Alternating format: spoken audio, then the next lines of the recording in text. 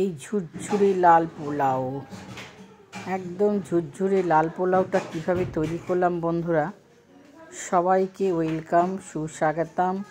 এই লাল পোলাও খেতে কিন্তু দারুণ সুস্বাদু, আর চিলি চিকেন থাকলে তো কথাই হবে না। তো চলো কিভাবে বানালাম। এখানে একটা বিট নিয়ে নিয়েছি, একটা বিটেই কাফি হবে, তবে পরিমাণ অনুযায়ী তোমরা নেবে। এখানে একটা বিট ভালো করে ছুলে নিচ্ছি বন্ধুরা।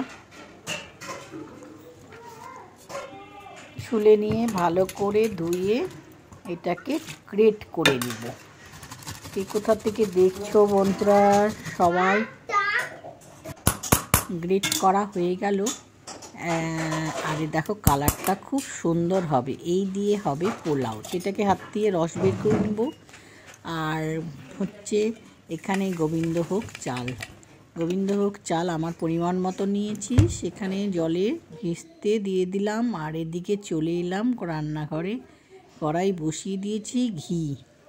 প্রসেসটা ওই বাসন্তী পোলাও আর এটা হচ্ছে লাল পোলাও, কোনো তফাৎ নেই, সবই একই টাইপের।